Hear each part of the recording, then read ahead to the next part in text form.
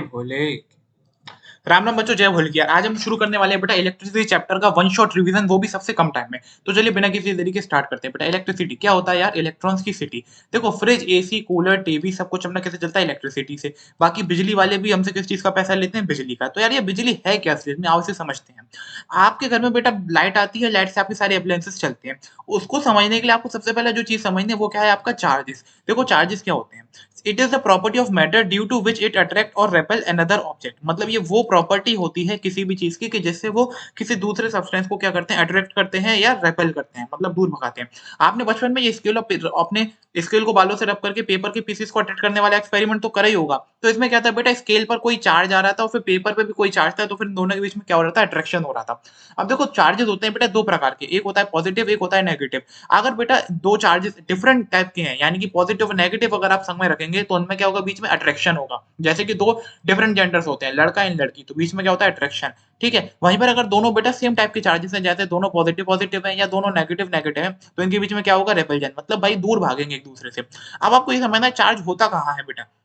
देखो चार्ज होता है आपका एटम पे। एटम में कहा? इलेक्ट्रॉन्स और प्रोटॉन्स में होता है यहाँ पर। ठीक है। इलेक्ट्रॉन पर नेगेटिव चार्ज होता है, प्रोटॉन्स पर पॉजिटिव चार्ज होता है यहाँ पर। ठीक है। उसके बाद बेटा जो चार्ज होता है उसकी एसआई यूनिट क्या होती है? कूलम होती है। चार्ज एक क्वांटिटी है अपनी, इसलिए उसकी एसआई यूनिट कूलम पे। बाकी चार्ज को अपन रिप्रेजेंट करते हैं क्यू से। अब जैसे कोई एटम आपने पॉजिटिवली चार्ज सुना है तो उसको पॉजिटिवली चार्ज क्यों कहते हैं? क्योंकि इसमें क्या होता है? प्रोटॉन की संख्या किससे ज्यादा होती है? इलेक्ट्रॉन से ज्यादा होती है। वहीं पर कोई एटम नेगेटिवली चार्ज कैसे होता है? कि उसमें इलेक्ट्रॉन की संख्या प्रोटॉन से ज्यादा होती है। ठीक है। अगर बात करें तो एक इलेक्ट्रॉन पर कितना नेगेटिव चार्ज होता है, तो भाई वो होता है 1.69 into 10 to the power -19 coulomb. ठीक है। यहाँ से हमको अपने चैप्टर का पहला फॉर्मूला मिलता है क्या? Q is equals to N E. Q is equals to N का क्या मतलब है? यहाँ पर जो Q है वो है चार्ज, जो N है वो है नंबर ऑफ इलेक्ट्रॉन, जो E है वो है एक इलेक्ट्रॉन पर कितना चार्ज होता है। तो यहाँ से आप इसको पुट करके 5, 6, 10 इलेक्ट्रॉन का चार्ज निकाल सकते हो। बाकी अगर आपसे कोई पूछ ले कि एक कूलम में कितने इलेक्ट्रॉन मिलेंगे, तो आप वो भी निकाल सकते हो। उसके बाद अगर बात करें वो आता है कंडक्टर और इंसुलेटर। तो देखो कंडक्टर क्या होते हैं बेटा? कंडक्टर भाई वो चीजें होती हैं जो इलेक्ट्रिसिटी कंडक्ट करती हैं, और इंसुलेटर वो होते हैं जो इलेक्ट्रिसिटी कंडक्ट नहीं करते हैं। कंडक्टर किसकी मदद से इलेक्ट्रिसिटी कंडक्ट कर पाते हैं? तो बेटा उसका कारण होता है क्या? Free electrons. फ्री इलेक्ट्रॉन्स कैसे भैया? इलेक्ट्रॉन पर क्या होता है? चार्ज नेगेटिव वाला, वही बेटा मेन आइटम होता है जो इलेक्ट्रिसिटी कंडक्ट करता है। अब हम इस बात को डिटेल में भी जानेंगे आराम से, बस थोड़ा सा आगे चलिए मेरे संग। इलेक्ट्रिसिटी जो होती है वो दो टाइप की होती है। पहली होती है स्टैटिक इलेक्ट्रिसिटी और दूसरी होती है करंट इलेक्ट्रिसिटी। स्टैटिक इलेक्ट्रिसिटी में क्या होता है बेटा? जो चार्जेस होते हैं ना वो मूव नहीं करते, वो अपनी जगह पर ही रहते हैं, हमें करंट नहीं लगता है। जैसे वो हमने बेटा स्केल से पेपर के पीसेस को क्या करा? अट्रैक्ट करना शुरू करा, तो हमें करंट थोड़ी ना लग रहा था, उसमें सिर्फ चार्जेस अपनी जगह पर ही थे। वो क्या था? स्टैटिक इलेक्ट्रिसिटी का एग्जांपल था। लेकिन करंट इलेक्ट्रिसिटी वो होती है जो हमारे घरों में आती है, जिससे हमें करंट लगता है। करंट इलेक्ट्रिसिटी में क्या होता है भैया? चार्जेस जो होते हैं ना वो फ्लो करते हैं, मतलब वो मूव कर रहे होते हैं। फ्लो जिसमें भी हो चार्जेस का, वो इलेक्ट्रिसिटी कहलाती है करंट इलेक्ट्रिसिटी। ठीक है। अब बेटा जो अगला टॉपिक आता है, अच्छा अब यहाँ से आपको आपके एक सवाल का जवाब मिलेगा कि मैंने आपको इलेक्ट्रिसिटी शुरू में बताया था कि इलेक्ट्रॉन्स की सिटी होता है, ऐसा क्यों सर? प्रोटॉन की सिटी क्यों नहीं होता? देखो अभी हमने क्या बताया कि करंट इलेक्ट्रिसिटी भैया मतलब क्या? कि जहां पर चार्ज फ्लो कर सके। बेटा चार्ज तो इलेक्ट्रॉन प्रोटॉन दोनों पे होता है, लेकिन क्या है? प्रोटॉन मूव नहीं कर सकता है अपनी जगह से। मूव तो सिर्फ इलेक्ट्रॉन ही कर सकता है। तो यार जब तक चार्ज मूव नहीं करेगा तब तक वो इलेक्ट्रिसिटी कंडक्ट करेगा ही नहीं। इसलिए जो इलेक्ट्रॉन है वही बेटा अपना इलेक्ट्रिसिटी कंडक्ट कराने में सक्षम होता है, प्रोटॉन नहीं होता। क्योंकि इलेक्ट्रॉन मूव करता है तो उसके साथ चार्ज भी मूव करेगा, चार्ज मूव करेगा तो करंट जनरेट हो गई। अब अगर हम बात करें इलेक्ट्रिक पोटेंशियल की भाई, तो ये होता है बेटा बिजली के अगर टर्म्स में देखा जाए तो क्षमता।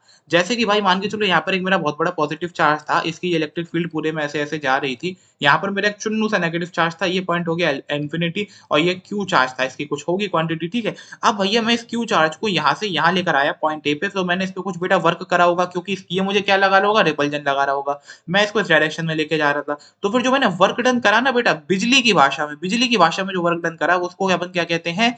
अपना इलेक्ट्रिक पोटेंशियल कहते हैं। इसका फॉर्मूला क्या होता है बेटा? आपका जो भी वर्क डन है उसकी यूनिट होती है जूल में, और आपको अपना चार्ज रखना होता है। तो मतलब वर्क डन अपॉन चार्ज क्या आता है बेटा? आपका इलेक्ट्रिक पोटेंशियल, जिसको अपन वोल्ट्स भी कहते हैं। आपने सुना होगा 3 वोल्ट 5 वोल्ट, वो कुछ नहीं होता बल्कि इलेक्ट्रिक पोटेंशियल होता है। इसमें आप ज्यादा दिमाग ना माने, क्योंकि आगे भी आपको आगे क्लासेस में अच्छे से डिटेल में मिलेगा।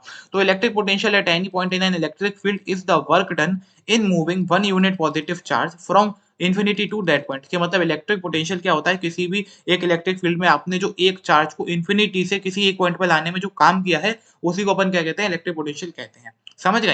ये आपको यहाँ से समझ आ गया होगा। अब दूसरा टॉपिक आता है जो बच्चों को कभी नहीं समझ आता, क्या? वो है पोटेंशियल डिफरेंस। बेटा सीधी भाषा में कहूँ तो दो पॉइंट्स के इलेक्ट्रिक पोटेंशियल का जो डिफरेंस होता है ना, उसी को कहते हैं पोटेंशियल डिफरेंस। मान के चलो एक बार मैं अपने चार्ज को इन्फिनिटी से ए पॉइंट पर लेकर आया, और एक बार उसी चार्ज को मैं इन्फिनिटी से बी पॉइंट पर लेकर आया। तो इस पॉइंट का मेरा इलेक्ट्रिक पोटेंशियल कुछ अलग होगा, क्योंकि यार अभी यहाँ पर दूर है तो यहाँ पे मैंने काम करा होगा W1, चार्ज होगा मेरा Q, तो यहाँ का इलेक्ट्रिक पोटेंशियल ये आ गया।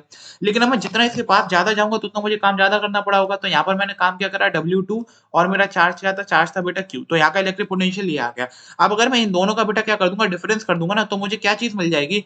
देखो बेटा ध्यान से 1 सेकंड, वो मुझे मिल जाएगा बेटा ये, इतने मुझे इस पॉइंट से इस पॉइंट तक चार्ज को लाने में कितना काम करना पड़ेगा, वो चीज़ यहाँ पर मुझे मिल जाएगी इलेक्ट्रिसिटी की भाषा में। तो वही यहाँ पर लिखा है कि the amount of work done in moving 1 unit positive charge from one point to another point in an electric field is known as potential difference. यहाँ पे पोटेंशियल डिफरेंस आना था, गलती से इलेक्ट्रिक पोटेंशियल लिख दिया है कि भाई अगर आप इलेक्ट्रिक फील्ड में एक किसी पॉइंट से दूसरे पॉइंट पर लेकर जाते हैं तब ये होता है। अच्छा, इसमें और इलेक्ट्रिक पोटेंशियल और पोटेंशियल डिफरेंस में क्या अंतर है? भाई वही अंतर है कि इलेक्ट्रिक पोटेंशियल में तो इन्फिनिटी होता है, इन्फिनिटी से ही आप किसी चार्ज को लेकर जाएँगे, लेकिन पोटेंशियल डिफरेंस में इन्फिनिटी कभी भी नहीं आता, उसमें बीच में ही 2 पॉइंट्स होते हैं, समझ गए? और उसके बाद बेटा आप चलें तो इसका फॉर्मूला देख लीजिए कि इलेक्ट्रिक पोटेंशियल क्या होता है? वर्क डन अपॉन चार्ज यानी कि जूल अपॉन कूलम्ब, ठीक है? इसको अपन कहते हैं वोल्ट। बाकी जो पोटेंशियल डिफरेंस है बेटा वो भी ये सेम ही होता है, वर्क डन अपॉन चार्ज आपको दिया हुआ है, ठीक है? बस पोटेंशियल डिफरेंस को कहते हैं अपन वोल्टेज है, लेकिन इसकी यूनिट भी क्या होती है? वोल्ट ही होती है, ठीक है? अब आ जाओ बेटा, अब ये क्वेश्चन है, जैसे यहाँ पर अपने को एक पॉइंट का इलेक्ट्रिक पोटेंशियल क्या दिया है? 128 वोल्ट और दूसरे पॉइंट का दिया गया है 118 वोल्ट, ठीक है? वही ए और बी पॉइंट वाला कंडीशन है, मान के चलो ये बी हो गया, ये ए हो गया। अब आपको यहाँ पर भी चार्ज दिया हुआ है, चार्ज दोनों जगह सेम है, आपको निकालना क्या है? आपको निकालना है वर्क डन कितना करा। तो यार मैंने वही फॉर्मूले में पुट करा कि दोनों जो अपना इलेक्ट्रिक पोटेंशियल था, उसका डिफरेंस निकाला, कितना आया? 10 वोल्ट आया। 10 वोल्ट को किसके बराबर रखा भाई? वर्क डन अपॉन चार्ज के बराबर रखा। वर्क आ गया मेरा 20 जूल, क्योंकि वर्क की यूनिट क्या होती है? जूल में। अब हम बात करते हैं बेटा इलेक्ट्रिक करंट क्या होता है? देखो इलेक्ट्रिक चार्जेस के फ्लो को क्या कहते हैं? इलेक्ट्रिक करंट कहते हैं। अब हम ये भी कह सकते हैं कि नेगेटिव चार्ज के फ्लो को इलेक्ट्रिक करंट कहते हैं, क्योंकि सिर्फ इलेक्ट्रॉन ही फ्लो करते हैं। इलेक्ट्रिक करंट बेटा उसकी एसआई यूनिट क्या होती है भाई? वो होती है एम्पीयर, इसको रिप्रेजेंट करते हैं आई से। ठीक है, बाकी एम्पीयर आपको दिखाना होगा शॉर्ट में तो आप बड़ा ए लिख सकते हैं। इसका बाकी अपने को दूसरा फॉर्मूला चैप्टर में क्या मिलता है बेटा? आई बराबर क्यू अपॉन टी, यानी कि करंट बराबर चार्ज अपॉन टाइम, कि भाई ये करंट एक तरीके से स्पीड होता है एक तरीके से, ठीक है। अब यहाँ पर मान के चलो आपको चार्ज दिया गया है 5 कूलम का, टाइम दिया गया है 2 सेकंड का, आपसे किसी ने बेटा क्या पूछ लिया? करंट पूछ लिया, तो आप बताओ मुझे कितना होगा फटाफट से कमेंट करके। यहाँ पर बेटा बात करते हैं कंटीन्यूअस फ्लो ऑफ करंट के लिए क्या करना होता है? यार इलेक्ट्रॉन मूव कराने के लिए बेटा अपने को करना क्या होता है? हमें बेटा एक बैटरी कनेक्ट करनी होती है, जो क्या करती है? पोटेंशियल डिफरेंस को जनरेट करती है। आपने कभी सुना है कि मेरी तो 10 वोल्ट की बैटरी है, या मेरे पास तो ये 5 वोल्ट का है अपना, या बच्चों वाली जो एक्सपेरिमेंट की बैटरी आती है वो तो 2 वोल्ट की होती है। उसका मतलब क्या होता है बेटा? उस बैटरी का पोटेंशियल डिफरेंस 2 वोल्ट है। यानी अगर हम अपने सर्किट में उसको कनेक्ट करेंगे तो हमारे सर्किट का पोटेंशियल डिफरेंस कितना हो जाएगा? 2 वोल्ट हो जाएगा सर। अच्छा, पोटेंशियल डिफरेंस बेटा करंट को मूव कराने के लिए क्या होता है? मतलब चार्जेस को मूव कराने के लिए नेसेसरी होता है। अगर पोटेंशियल डिफरेंस हमारा 0 हो गया ना, तो अपना करंट भी क्या हो जाएगा? 0 हो गया। आप एक तरीके से समझो, मान के चलो ये 2 जार हैं, इन दोनों में बेटा जो वाटर लेवल का डिफरेंस है ये क्या है? ये बेटा पीडी है। उसके अलावा बेटा अगर हम देखें तो ये जो पाइप हमने कनेक्ट करा है, इसमें डिफरेंस होने के कारण क्या हो रहा है? पानी फ्लो हो रहा है। तो ये जो फ्लो हो रहा है ना इलेक्ट्रॉन्स का, ये क्या हो रहा है? मेरे चार्जेस जो हो रहे हैं मूव मूव कर रहे हैं। एक तरीके से करंट जनरेट हो रहा है, आप ये मान लो यहाँ पर। तो आप क्या देख रहे हो कि जब भैया कुछ डिफरेंस है तभी क्या हो रहा है? अपना आई भी आ रहा है। वरना बेटा आप दूसरी कंडीशन में देखो क्या, कि जब मेरा दोनों में वाटर लेवल का डिफरेंस जो है वो 0 हो गया है, तो जो मेरा आई है बेटा वो यहाँ पर क्या है? वाटर स्टिल हो गया है, फ्लो नहीं कर पा रहा है, तो जहाँ पर वो आई है वो भी क्या हो गया है? 0 हो गया है। तो इसलिए चार्ज फ्लो नहीं करेंगे बेटा अगर पोटेंशियल डिफरेंस नहीं होगा। अब हम बात करते हैं डायरेक्शन ऑफ करंट की। डायरेक्शन ऑफ करंट होती क्या है? देखो भाई करंट का डायरेक्शन मतलब वही कि इलेक्ट्रॉन्स का डायरेक्शन, क्योंकि जिस जगह चार्ज फ्लो होगा वही तो डायरेक्शन होगा करंट का। लेकिन ऐसा होता नहीं है, क्योंकि इलेक्ट्रॉन का डायरेक्शन होता है बेटा नेगेटिव टर्मिनल से पॉजिटिव टर्मिनल की तरफ। पर जब बेटा करंट का डायरेक्शन तय कर रहे थे तो इलेक्ट्रॉन तो डिफाइन हुए नहीं थे, कोई जानता नहीं था। तो इसलिए हमने करंट का डायरेक्शन क्या मान लिया? एक पॉजिटिव एंटिटी समझ के, मतलब एक भगवान की देन हुई चीज समझ के क्या मान लिया? Positive to negative. जस्ट उसके उल्टा मान लिया बेटा। ये क्या है? ये अपना कन्वेंशनल फ्लो ऑफ करंट कहते हैं। होता नहीं है पर मानते हैं यार। ठीक है? जैसे कि मान के चलो इलेक्ट्रॉन का फ्लो मेरा ऐसे हो रहा होगा, तो बेटा करंट का फ्लो अपन कैसे मानेंगे? करंट का फ्लो ऐसे मानेंगे, बस उल्टा मानते हैं हमेशा। ठीक है? अब अगर कोई पूछे इलेक्ट्रिक सर्किट क्या होता है? बेटा बहुत सिंपल सी चीज़ है। ये आपका एक वायर है, इसमें आपने एक रेजिस्टेंस लगा दिया, एक अपना स्विच लगा दिया, एक आपने अपना कुछ बैटरी लगा दी, और इसमें अगर करंट फ्लो हो पा रहा है तो उसी को अपन क्या कहते हैं? करंट इलेक्ट्रिक सर्किट कहते हैं। आप डायरेक्शन वो डेफिनिशन यहाँ से आराम से पढ़ सकते हैं, और कुछ भी नहीं है। ठीक है? अब बेटा आ जाते हैं अगले टॉपिक पर, जो कि है भाई ओह्म्स लॉ। ओह्म्स लॉ बहुत आसान होता है। क्या? अगर बेटा आपके सर्किट में, इलेक्ट्रिक सर्किट में अगर आपने पोटेंशियल डिफरेंस क्या करा? बढ़ाया, पोटेंशियल डिफरेंस क्या करा? बढ़ाया, तो बेटा उससे क्या होता है, आपका जो करंट होता है वो भी बढ़ता है। ऐसा क्यों? क्योंकि पोटेंशियल डिफरेंस भाई डायरेक्टली प्रोपोर्शनल होता है किसके? करंट के अपने। वही लिखा हुआ है at constant temperature in an any electric circuit voltage is directly proportional to the current in an electric circuit. ये मतलब किसी भी टेम्परेचर पर अगर आप वोल्टेज बढ़ाएँगे तो करंट भी बढ़ेगा। ये चीज़ होती है। अब बेटा अगर अपन इस प्रोपोर्शनली वाले सिंबल को हटाते हैं तो अपने को क्या करना पड़ता है? कांस्टेंट ऐड करना पड़ता है। तो वो यहाँ पे क्या अपन करते हैं? आर। आर ऐड करते हैं जिसको अपन क्या कहते हैं? रेजिस्टेंस कहते हैं बेटा। रेजिस्टेंस पूरी देखो, आप समझते हैं रेजिस्टेंस क्या होता है। रेजिस्टेंस वैसे तो बेटा हर वो चीज़ है जो अपने क्या करे? करंट को कंज़्यूम करे। करंट को क्या करे? कंज़्यूम करे। मान के चलो आपने बल्ब लगाया है, आपका फ्रिज चल रहा है, टीवी चल रहा है, तो ये सब क्या चीज़ें हैं? ये सब इलेक्ट्रिसिटी को कंज़्यूम कर रही हैं, करंट को कंज़्यूम कर रही हैं। तो ये सभी चीज़ें रेजिस्टेंस है बेटा। लेकिन अगर डेफिनिशन देखो तो वो क्या होती है? It is the property of matter due to which it opposes the flow of current. मतलब ये वो प्रॉपर्टी होती है किसी भी मैटर की जिससे भाई वो क्या करते हैं? करंट के फ्लो को अपोज़ करती है। ज़ाहिर-सी बात है बेटा अगर कहीं पर बल्ब करंट ले रहा होगा तो वहाँ पर क्या होगा? करंट अपना यूज़ होगा, तो करंट का फ्लो एकदम धीरा हो जाएगा वहाँ पे। हम ये भी कह सकते हैं वो अपोज़ कर रहे होंगे। देखो वायर होता है ना, वायर में भी खुद की रेजिस्टेंस होती है। कैसे होती है बेटा? ये इलेक्ट्रॉन वायर में फ्लो कर रहे हैं, इलेक्ट्रॉन के साथ-साथ वायर में कई सारे एटम्स हैं, आयन्स हैं, कुछ भी है बेटा। वो क्या करेंगे? वो इन इलेक्ट्रॉन्स के साथ टकराएँगे। जब टकराहट होगी तो बेटा क्या होगा? रास्ते में जाम लगेगा यार। जब ट्रैफिक में बेटा अगर गाड़ी आपस में टकरा जाएँगी तो फिर क्या होगा? एकदम रास्ता साफ नहीं रहेगा, हम जल्दी नहीं पहुँच पाएँगे। तो उससे क्या होगा? अगर चार्जर जल्दी नहीं मूव कर पाएँगे तो बेटा करंट स्लो हो जाएगा। एक तरीके से करंट का फ्लो क्या होगा? अपोज़ होगा, उसको कोई विथड्रॉ कर रहा होगा वहाँ पर, ठीक है?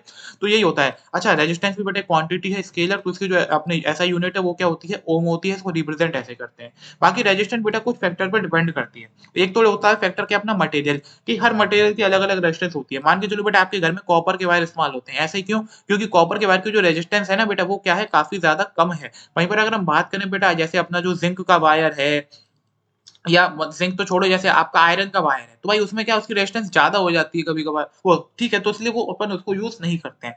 तो कॉपर की रेजिस्टेंस कम है उसका यूज़ कर लेते हैं यहाँ पर। अगर लेंथ की बात करें बेटा, तो अगर आप जितना भी जैसे कंडक्टर जो है आपका उसकी लेंथ बढ़ाओगे, तो उतना ही क्या होगा? रेजिस्टेंस भी बढ़ेगी बेटा। सोचो ना कि रोड लंबी है तो पहुँचने में भी टाइम लगेगा कि नहीं लगेगा बेटा, ठीक है? अगर आप एरिया ऑफ थिकनेस की बात करें, मतलब जितना आपका वायर कितना चौड़ा है, अगर आपकी वो चीज़ जितना ज़्यादा होगी, उतनी बेटा क्या होगी? रेजिस्टेंस कम होगी। ऐसे समझो भाई जितना ज़्यादा रोड चौड़ा है, 6 लेन हाईवे, उतनी गाड़ियाँ फर्राते हुए जाएँगी, एकदम धुर्राटे काटते हुए।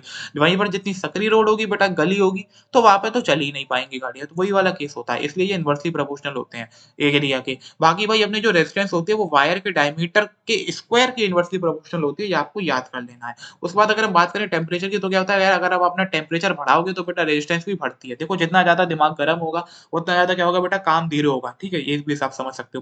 अच्छा पहली और दूसरी इक्वेशन यानी इन दोनों बातों से अपन ने क्या साबित किया बेटा? रेजिस्टेंस और की लेंथ से और एरिया वाले कनेक्शन से क्या, कि रेजिस्टेंस भैया लेंथ के तो डायरेक्टली प्रोपोर्शनल है और एरिया की इनवर्सली प्रोपोर्शनल है, ठीक है? अब देखो यहाँ से अपन ये प्रोपोर्शनली वाले सिंबल को हटाएँगे तो इक्वल टू लगाएँगे, इक्वल टू लगाने के लिए हमें एक यहाँ पर कांस्टेंट ऐड करना पड़ेगा, वो यहाँ पर क्या होता है बेटा? रो। रो क्या होता है भैया? रेजिस्टिविटी। अब ये रेजिस्टिविटी क्या बला है सर? जो मैंने आपको बताया ना कि हर वायर में बेटा अपना-अपना होता है कि भई इलेक्ट्रॉन फ्लो करेंगे तो उनको कोई अपोज़ करने वाला भी होगा, टकराहट होगी, ये सब होगा। तो वो किस चीज़ की कितनी ज़्यादा होती है, उसी को अपन क्या कहते हैं? रेजिस्टिविटी कहते हैं बेटा। रेजिस्टिविटी का फ़ॉर्मूला आप ऊपर से देख सकते हैं क्या होता है भैया? अपना A into R by L, ठीक है? इसकी जो एसआई यूनिट है बेटा वो क्या आती है? ओम मीटर आती है। ये रेजिस्टिविटी मटेरियल डिपेंडेंट प्रॉपर्टी होती है, मतलब ये किसी और फैक्टर पे डिपेंड नहीं करती, ये हर मटेरियल की अपनी-अपनी होती है भाई, ठीक है? अब ऐसा कॉपर का नेचर है कि उसकी रेजिस्टिविटी कम है, या ऐसा कुछ और मेटल्स का नेचर है कि उनकी रेजिस्टिविटी ज़्यादा है।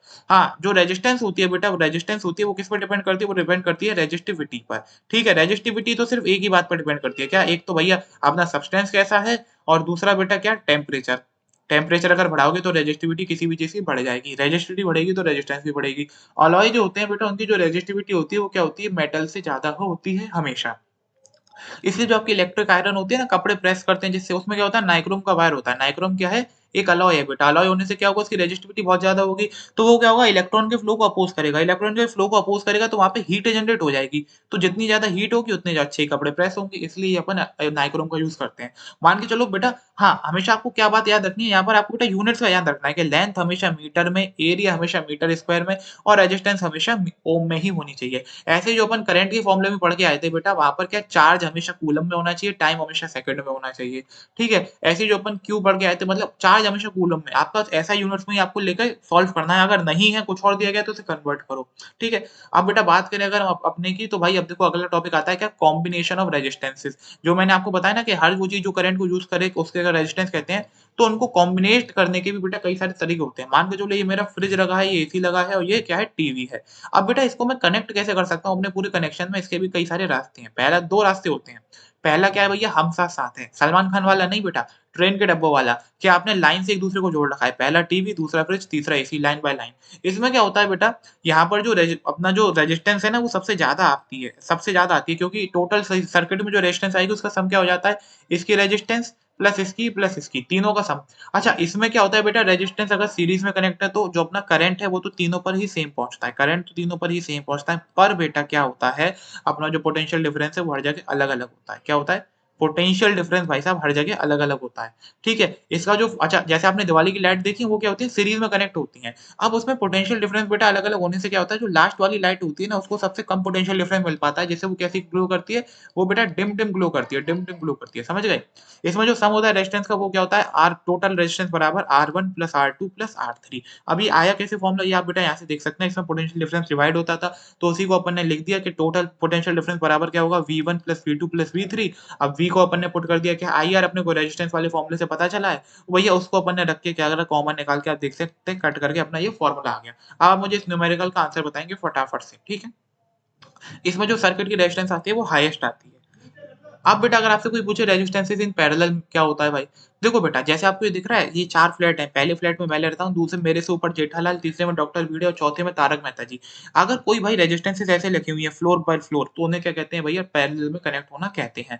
जैसे ऐसे एक ऊपर फिर एक नीचे ऐसे, समझ रहे हो ना? इनमें क्या होता है बेटा वोल्टेज तो दोनों में सेम रहता है पर करंट क्या होता है करंट डिवाइड हो जाता है सर, करंट डिवाइड हो जाता है, दोनों पे अलग-अलग पहुँच रहा होगा।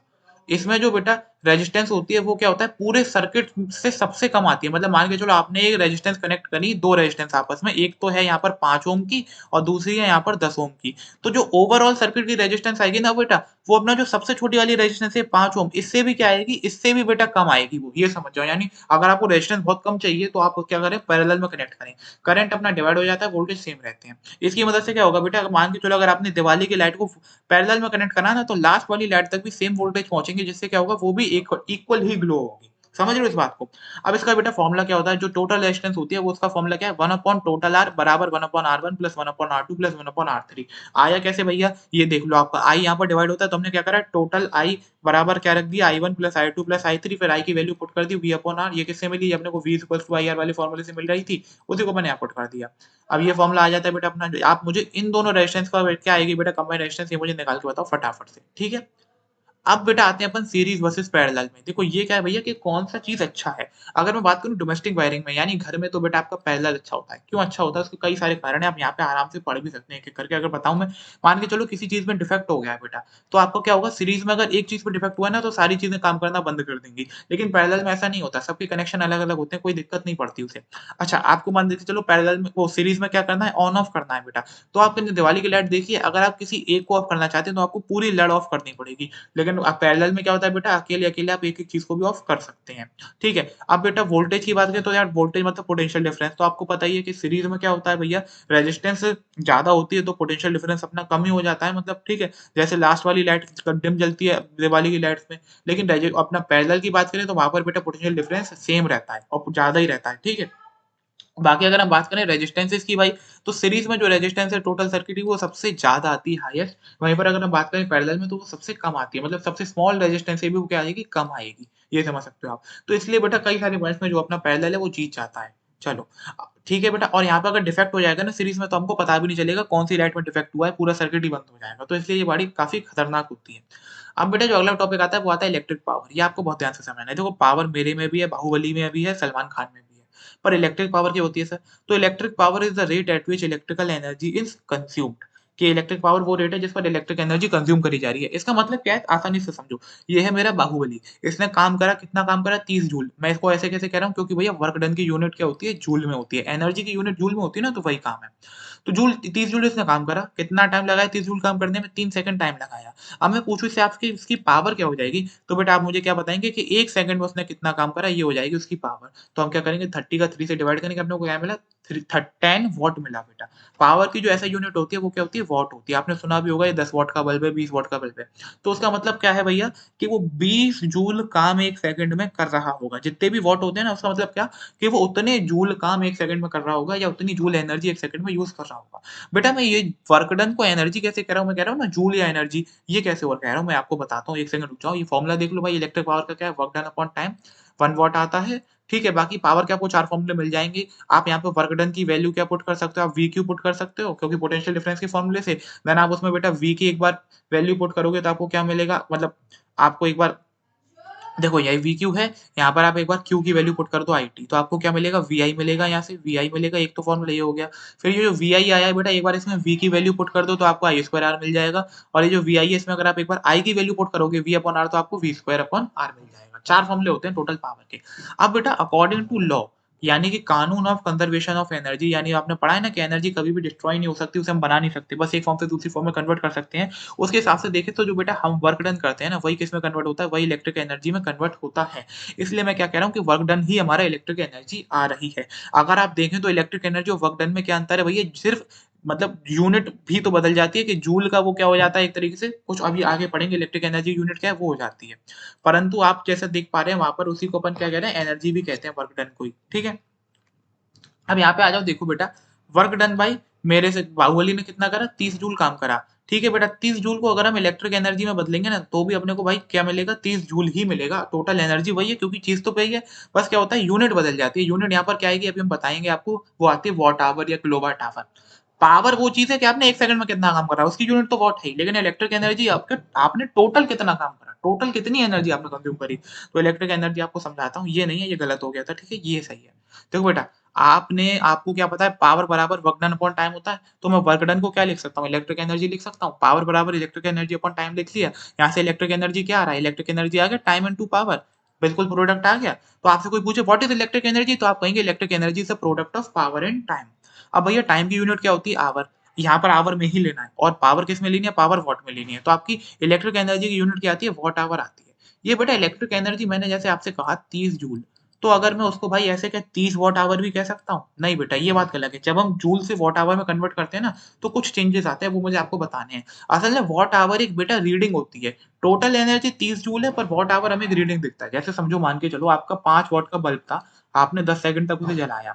अब अगर मैं आपसे पूछूँ आपने कितनी एनर्जी कंज्यूम कर ली तो आप मुझे क्या कहोगे? सर टाइम इनटू पावर कर दो। टाइम इनटू पावर कर देंगे 5 वॉट ले लिया। 10 सेकंड को मैं आवर में कन्वर्ट करके लिखूँगा तो मैंने इसका 3600 सेकंड से डिवाइड दे दिया क्योंकि एक आवर में 3600 सेकंड होते हैं। तो मुझे क्या मिल गया? मुझे मिल गया बेटा 0.0138 वॉट आवर मिल गया। अब 0.0138 वॉट आवर का मतलब है क्या बेटा? कि ये जो अप्लायंस है मेरा जो बल्ब है ये 10 सेकंड जलने पर उतनी एनर्जी कंज्यूम करेगा कि अगर मैं कोई 0.0138 वॉट का अप्लायंस लूँ और उसको 1 घंटे तक चलाऊँ। ये हमें कंपैरिज़न रिलेटिव पावर देता है। अब 0.0138 वॉट का जो अप्लायंस है उसको 1 घंटे चलाने पर वो कितनी एनर्जी कंज्यूम करेगा ये हमें निकालना पड़ेगा। बहुत सिंपल है, क्या करेंगे जो वॉट है ना इसे बेटा जूल अपॉन सेकंड कर देंगे क्योंकि हमें क्या पता है भाई पावर क्या होता है? आप ऊपर पढ़ के आ रहे हो मैंने अभी बताया है। पावर बराबर जूल अपॉन सेकंड होता है। तो मैं वॉट को भाई जूल अपॉन सेकंड लिख सकता हूँ कि नहीं लिख सकता हूँ? मैंने वही लिख दिया यहाँ पर क्या? देखो जूल अपॉन सेकंड लिखा है मैंने। इसमें बेटा क्या करा जो अपने को आवर दिया था ना उसको मैंने 3600 सेकंड लिख दिया। अब यहाँ पर क्या होगा सेकंड से सेकंड कट जाएँगे। अब 36 इंटू आप 100 इंटू मल्टीप्लाई करोगे 0.0138 से आपको क्या मिलेगा? 50 जूल मिलेगा। ये क्या आ रही है? ये आपकी टोटल एनर्जी आ गई। ये तो हो गया बेटा लॉन्ग प्रोसेस। अगर मैं आपको शॉर्ट तरीका बताऊँ क्या? यार मैंने आपको बताया 5 वॉट का मतलब क्या है कि वो 1 सेकंड में 5 जूल काम करेगा। तो वो बेटा 10 सेकंड में कितना काम करेगा? 10 सेकंड में वो काम करेगा 5 इंटू 10 यानी 50 जूल काम करेगा, सिंपल। दोनों तरीके से आप कर सकते हो, बस वॉट आवर आपको एक रीडिंग मिलती है बेटा, ठीक है? आ जाओ बेटा। अब जैसे मान के आपने चलो सुना है क्या 30 वॉट का चार्जर होता है मेरे पास, तो वो जल्दी फ़ोन को चार्ज कर देता है। ऐसा क्यों होता है बेटा? आप देखो पावर है क्या? पावर क्या है? Work done upon time. देखो बेटा जितनी ज़्यादा पावर होगी उससे क्या मतलब होगा कि भैया वर्क डन भी ज़्यादा ही होगा, क्योंकि वर्क डन के ज़्यादा होने से ही भाई पावर ज़्यादा आएगी। अब हम क्या जानते हैं सर पोटेंशियल डिफरेंस बराबर वर्क डन अपॉन चार्ज होता है। मतलब जितना ज़्यादा पोटेंशियल डिफरेंस होगा उतनी ज़्यादा क्या होता है बेटा वो अपना वर्क डन भी ज़्यादा होगा। तो मतलब एक तरीके से क्या होता है कि वो पावर ज़्यादा किसके ज़्यादा होने से होगी? पोटेंशियल डिफरेंस के ज़्यादा होने से होगी।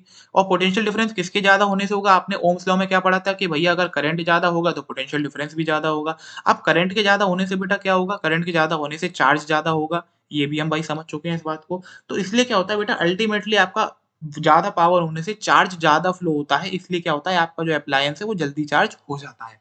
सिंपल बात यही होती है। कन्फ्यूज़ नहीं करा है कि वॉट भाई किस पे डिपेंड है? वर्क डन पे। वर्क डन किस पे डिपेंड है? पोटेंशियल डिफरेंस पे। पोटेंशियल डिफरेंस किस पे डिपेंड है भैया?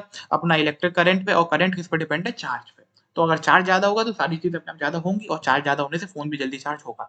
अब हम बात कर लेते हैं बेटा ये तो कुछ नहीं है गलत लिख गया था। हाँ, कमर्शियल यूनिट ऑफ एनर्जी क्या होता है? देखो भाई अब समझ लो ये जो बिजली वाले तुमसे पैसे लूटते हैं, इसका क्या आपस में काम है? ये बहुत सिंपल सी चीज़ होती है बेटा ध्यान से देखेंगे किलोवाट आवर आपको दिया गया है मान के चलो, ठीक है? ये क्या होता है बेटा आप जो बिजली वालों को पैसे देते हो ना वो आपसे इस 1 किलोवाट आवर के देते हैं। क्या अगर आपने बेटा 1 किलोवाट आवर एनर्जी यूज़ कर ली तो आपको उसके कितने पैसे देने पड़ेंगे? 3 से 5 रुपए देने पड़ेंगे। अब हम निकलते हैं बेटा कि ती भाई 1 किलोवाट आवर में कितनी जूल एनर्जी आ गई? बहुत सिंपल है 1 वॉट 1 किलोवाट 1 किलोवाट में क्या होता है 1000 वाट होते हैं। 1000 वाट आवर हो गया आपका। अब बेटा आप क्या करोगे मैंने आपको इसको कंपेयर वो अपना कन्वर्ट करना बताया ही कि भैया वॉट को किस में चेंज कर लेंगे अपन? वॉट को चेंज कर लेंगे जूल अपॉन सेकंड में। तो ये क्या हो जाएगा 1000 लिख रहा हूँ मैं ध्यान से देखना into joule upon second into यहाँ पे क्या लिख सकता हूँ मैं 3600 सेकंड लिख सकता हूँ। तो फिर यहाँ पे क्या होगा सेकंड से सेकंड कट जाएगा, यहाँ पे क्या मिलेगा 3600 का 1000 से मैं मल्टीप्लाई कर दूँगा उतने जूल आ जाएँगे। यानी कुछ 36 लाख जूल आ जाएँगे मेरे पास यानी बात करी जाए तो 3.6 into 10 to the power 6 joules आ गए। तो इतनी एनर्जी है बेटा वो हमसे कितने पैसे लेते हैं 3 से 5 रुपए। अब अगर आपको कोई भी अप्लायंस दिया जाए तो बेटा उसमें बोला जाए वो इतनी देर के लिए चलाया गया है तो उसके भाई कितने रुपए लगेंगे आप आसानी से बेटा इस रिलेशन से निकाल सकते हैं। बिल्कुल बढ़िया आप तरीके से पहले उसकी अपना एनर्जी निकाल लो, एनर्जी को आप जूल में कन्वर्ट कर ही लोगे आसानी से। ठीक है बेटा? अब 1 किलोवाट आवर क्या होता है? 1 यूनिट इलेक्ट्रिसिटी कही जाती है जिसके हमसे बिजली वाले पैसे लेते हैं। मान के चलो 1 यूनिट इलेक्ट्रिसिटी ₹5 की है, तो 5 यूनिट इलेक्ट्रिसिटी कितने की हो जाएगी भाई? ₹25 की हो जाएगी। ₹25 में कितनी जूल एनर्जी हम कंज़्यूम कर सकते हैं? वो क्या होता है बेटा? वो कुछ इतने जूल होता है 18 इंटू 10 टू द पावर 6। अब सर हमसे बिजली वाले पैसे किस चीज़ के लेते हैं? आपने सुना है बेटा वो हमसे क्या लेते हैं? 220 वोल्ट की सप्लाई देते हैं अपने को कि भाई मेरे घर तो 220 वोल्ट की लाइन आ रही है। वो क्या हमसे करंट के पैसे लेते हैं? क्या इलेक्ट्रॉन के पैसे लेते हैं? क्या इलेक्ट्रॉन उन्होंने खरीद रखे हैं? नहीं बेटा ऐसा तो कुछ नहीं होता ना। वो हमसे जो पैसे लेते हैं वो इस पोटेंशियल डिफरेंस को जनरेट करने के लेते हैं। जनरेट कैसे करते हैं? आओ देखो, इलेक्ट्रिक एनर्जी बेटा किस पे डिपेंड है? पावर इंटू टाइम पे भाई यही फॉर्मूला है। अब पावर किस पे डिपेंड है? वर्क डन पे डिपेंड है। एक तरीके से आप ये देखो बेटा वर्क डन किस पे डिपेंड है? पोटेंशियल डिफरेंस पे डिपेंड है भाई सीधी बात है। तो जब तक बेटा अगर मेरा पोटेंशियल डिफरेंस 0 होगा तो सारी चीज़ें 0 हो जाएँगी, करंट तो 0 होगा ही और वर्क डन भी 0 हो जाएगा। तो इसलिए वो क्या करते हैं वो भैया पोटेंशियल डिफरेंस क्रिएट करते हैं, उससे ही बेटा कुछ वर्क डन हो पाता है, देन मेरा काम आगे बढ़ पाता है। ठीक है? आप यहाँ पे ये कह सकते हो कि वो पोटेंशियल डिफरेंस पे डिपेंडेंट है या आप ये भी कह सकते हो वर्क डन पे डिपेंडेंट है क्योंकि पोटेंशियल डिफरेंस भी क्या होता है अल्टीमेटली वर्क डन ही होता है ना बस इलेक्ट्रिसिटी की भाषा में कहो या अपनी इंसानियत भाषा में कहो तो भाई टर्म्स बदल जाते हैं बात वही रहती है ऊपर भी ऐसा ही था जो मैंने आपको 30 वॉट के चार्जर वाला केस समझाया था ठीक है बेटा इसी के साथ भाई आपका ये चैप्टर जो है खत्म होता है बस एक टॉपिक रह गया क्या वो मैंने यहाँ पर ऐड नहीं कर पाया वो है बेटा आपका हीट हीट का फॉर्मूला क्या होता है आई स्क्वायर आर टी अब आप कहोगे सर हीट आई कहाँ से देखो बेटा मैंने आपको क्या बताया था एक टाइप की एनर्जी दूसरी एनर्जी में कन्वर्ट होती है ना तो जो आपका वर्क डन होता है वो बेटा हीट को भी वही कहलाता है। तो वर्क डन अपॉन चार्ज बराबर पोटेंशियल डिफरेंस होता है। तो यहाँ पर मैं क्या लिख सकता हूँ पोटेंशियल डिफरेंस बराबर क्या हो जाएगा सर अपना वर्क डन इंटू चार्ज हो जाएगा। अब भाई वर्क डन इंटू चार्ज हमने लिख दिया यहाँ पर। ठीक है। अब यहाँ पर बेटा वो सॉरी मैं कुछ गलत कह गया। वर्क डन क्या हो जाएगा आपका? वर्क डन आप निकालोगे यहाँ पर क्या हो जाएगा वो पोटेंशियल डिफरेंस इंटू चार्ज आ जाएगा। अब बेटा पोटेंशियल डिफरेंस क्या होता है? V और ये क्या आ गया? Q तो V इंटू Q हो गया। अब V को आप क्या कर लो बेटा V बराबर IR होता है, हमें पता है रेजिस्टेंस का फॉर्मूला है और Q क्या होता है? Q बराबर IT होता है, ये भी अपने को पता है। इसको सॉल्व करोगे आपको क्या मिलेगा? यहाँ पर ध्यान से देखना, यहाँ पे आपको मिलेगा क्या? I स्क्वायर RT मतलब वर्क डन क्या आ जाता है? I स्क्वायर RT जो कि भाई क्या है? हीट का फॉर्मूला होता है। हीट के कई सारे यूजेस होते हैं जैसे प्रेस जब अपन कपड़े प्रेस करने वाली प्रेस होती है उसमें नाइक्रोम वायर के लगाते हैं जिससे क्या होता है वहाँ पे हीट जनरेट होती है कई सारी वो रेजिस्टेंस उसकी काफ़ी ज़्यादा होती है। दूसरा यूज़ देखें तो बेटा फ्यूज़ वायर बनाया जाता है। फ्यूज़ क्या होता है सर? फ्यूज़ बेटा एक टिन प्लेटेड कॉपर वायर होता है। क्या? टिन प्लेटेड कॉपर वायर होता है। उसमें क्या होता है बेटा उसकी जो रेजिस्टिविटी मतलब रेजिस्टेंस होती है ना उसकी वो पूरे सर्किट से कुछ ज़्यादा होती है। अब जब भी सर्किट में काफ़ी ज़्यादा हीट बढ़ जाएगी तो सबसे पहले क्या होगा बेटा फ्यूज़ वायर क्या होगा मेल्ट हो जाएगा अपना जिससे मेल्ट हो जाने से अपना पूरे सर्किट का कनेक्शन ब्रेक हो जाएगा और कोई भी अप्लायंस अपना खराब नहीं होगा। वरना बेटा ऐसा भी चीज़ हो सकती है कि कोई चीज़ फूक जाए, ये होता है। तो वो क्या होता है कभी-कभार कनेक्शन ब्रेक नहीं हो पाता है। आपने सुना होगा कि यार फ्यूज़ उड़ गया, फ्यूज़ उड़ने से क्या है कि एकदम हीट बढ़ गई, अपना कनेक्शन रुक गया, बच गए अपन। उसके अलावा अगर हम देखें तो यार बल्ब में होता है, बल्ब में क्या होता है टंगस्टन होता है ना बेटा, वो भी क्या होता है हीट करता रहता है, तो वो भी वहाँ पे हीटिंग इफेक्ट का यूज़ हो रहा होता है वहाँ पे हमारा। अच्छा उस टंगस्टन बल्ब के अंदर हमेशा नाइट्रोजन फिल करा जाता है, ऐसा क्यों बेटा? वो रिएक्टिव गैस होती है। अगर आप ऑक्सीजन फिल करते हैं ना तो टंगस्टन उसके संग रिएक्ट कर लेता है और फिर क्या होता है बेटा वो ब्लास्ट भी हो सकता था। तो यहीं पर आपका जो पूरा चैप्टर है वो बेटा एंड होता है। उम्मीद करता हूँ आप सभी को समझ आया होगा भाई। मिलेंगे अगले चैप्टर में नई दुनिया के साथ, तब तक के लिए tata good bye see you. बढ़िया लगा तो लाइक करो, शेयर करो, सब्सक्राइब करो चैनल को। जय भोले की।